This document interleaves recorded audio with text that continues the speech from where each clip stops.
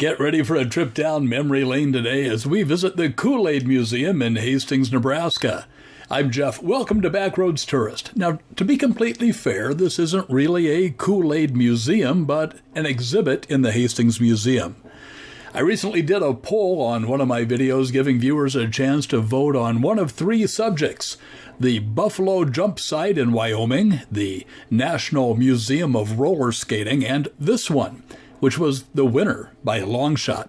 If you voted for one of the others, don't worry, I'm going to be working on those videos too. But today we're going to learn about all things Kool-Aid, including the proper spelling and why it's spelled that way. Plus, a look at the Kool-Aid Man costumes and Kool-Aid paraphernalia from throughout the years. Kool-Aid is Nebraska's official soft drink because it was invented there in Hastings in 1927 by Edwin Perkins. Edwin manufactured and sold over 100 different items, including a bottled soft drink concentrate called Fruit Smack, which was his most popular product. The glass bottles were hard to transport, though. They leaked and they were easily broken, so he developed a way to remove the liquid and package the remaining powder in envelopes, and voila, Kool-Aid was born. The packet sold for 10 cents each, but when the Depression hit, the price dropped to 5 cents, making it a luxury item that most could still afford. The museum exhibit starts off with a recreation of the family store that Edwin worked in as a kid. There's a lot of neat old stuff in here.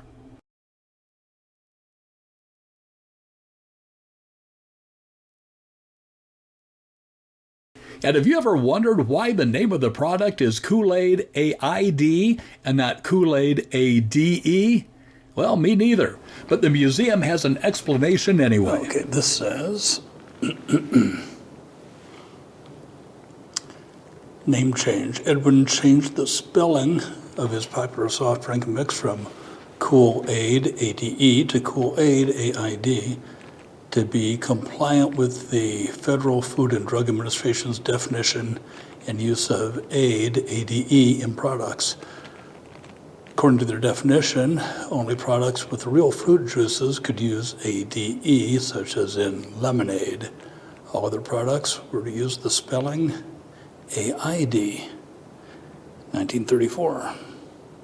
Hey, remember, if you enjoy visiting quirky, out-of-the-way places like the Kool-Aid Museum exhibit, make sure you give this video a like. Doing that helps get it recommended to others. And if you want to see more videos like this, as well as news, views, and reviews from the world of cruising, well, make sure you subscribe to the Backroads Tourist channel so you don't miss out on any future videos. I bet for many of us, our first experience with business ownership was running a Kool-Aid stand, right? I know I did. And even at a young age, it taught me a lot about the basics of business. My mom bankrolled me that first day, but she told me that at the end of the business day, I had to pay her back for the Kool-Aid packet and sugar. And I had to wash all of the cups that people use because, you see, I wasn't really ready to invest in paper cups at that point in my career. And at the end of the day, I think I made a profit of maybe $2 or so, but man, I felt like I was the richest man on earth. Did you have a Kool-Aid stand when you were a kid? Well, tell me about it in the comments section. The museum exhibit also has a huge assortment of Kool-Aid toys, trinkets, and other Kool-Aid collectibles, all grouped into a somewhat chronological order. Let me know if you remember any of these. You know, so many times I walk into a destination like this and I have pretty low expectations, and that was kind of the case here, to be honest, but this exhibit was a lot more fun than I thought it would be. Not only was it educational, but it also brought back so many fond memories of drinking Kool-Aid with my friends on a hot summer day.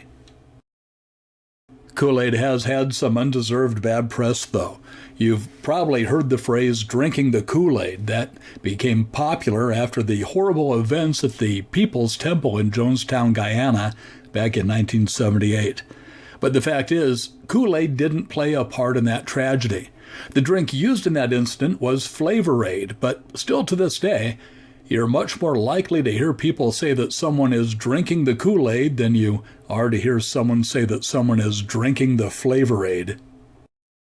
And of course, what visit to the Kool-Aid exhibit would be complete without seeing the Kool-Aid Man costumes?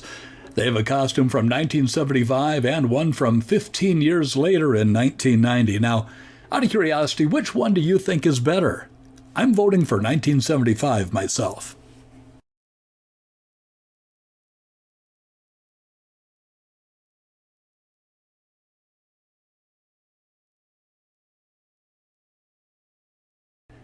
And would you believe there's actually a National Kool-Aid Days? That's right, it's too big to limit it to just one day. The second weekend of August, when it's nice and hot here in the United States, has been designated National Kool-Aid Days.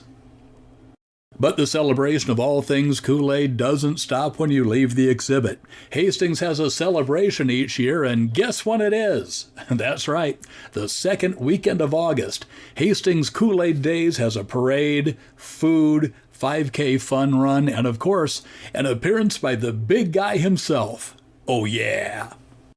As we take a look at other fun stuff related to Kool-Aid, I want to let you know that when we took the vote on which unusual destination you'd like to see, coming in at second place was the National Museum of Roller Skating. I'll see if I can't get that video out for you sometime next week. After that, I'll start working on the Vor Buffalo Jump excavation site video. Now, in between those, I'll bring you some interesting cruise news from around the world so you can find out what's going on in the universe of cruising. Finally, I know a lot of you are fans of our little 5-pound combination of cuteness and rage, so here's your daily dose of Daisy the Chihuahua. Hey, thanks again for watching. I'm Jeff, and I hope to see you on the back roads or on a future cruise.